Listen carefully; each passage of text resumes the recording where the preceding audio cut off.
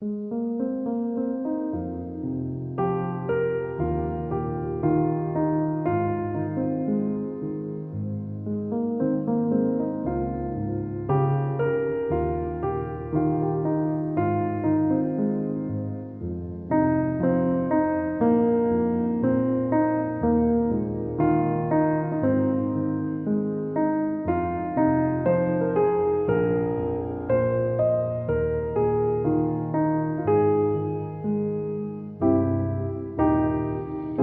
្របតាមវាសនាយំជឿព្រមលិខិតឈឺចាប់ឈឺជាប់ក្នុងចិត្តរឿងពិតជីវិតណាមនុស្សស្រីពេលជួបតុងធំសំងំមិនស្ដី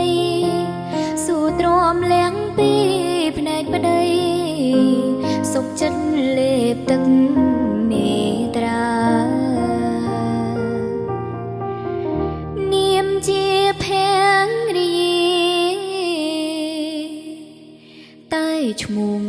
ដូចជាម្ដាយការងារស្រាធ្ងន់ទាំងឡាយធ្វើបានដើម្បីគ្រួសារឲ្យតែឃើញកូននឹងប្តីសុខាខ្ញុំព្រមហែលឆ្លងបញ្ហាព្រោះគិតដល់ប្តីនឹងកូនមេដាដៃ100នៅតែញញឹមតួអសង្ឃឹមថាបានក្បែរស្ងួនបងលួញមានស្រីមិនខ្វល់ពីអូនតែសូមគិតកូនផងណាបងណាមេដាដៃ100កាយខ្នើយយំយប់ជ្រៅក្រោយពេលដែលអូនមិននៅសូមពើកុំកើតនៅទុកខាបងត្រូវរឹងមាំខំជ្រងគ្រួសារជាតិនេះអូនគ្មានវាសនា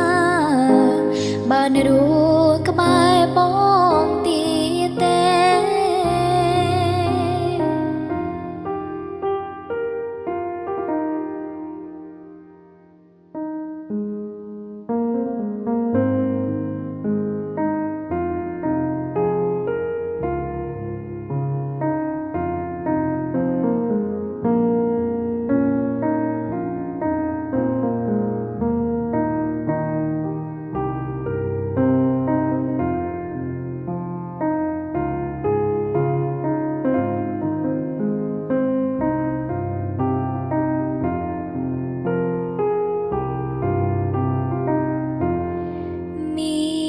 ដា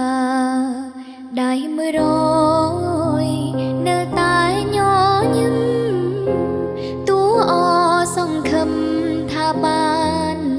ក្បែរស្ងួនបងលួញមានស្រី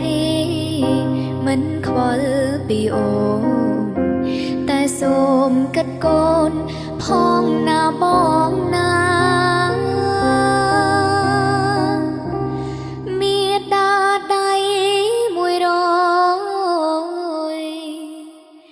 កាយខ្នើយយំ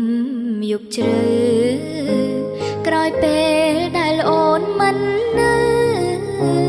សូមពើកុំកើតនៅទុកខាបងត្រូវរឹងមាំខំជ្រងគ្រួសារជាតិនេះអូនគ្មានវាសនាបានរស់ក្បែរ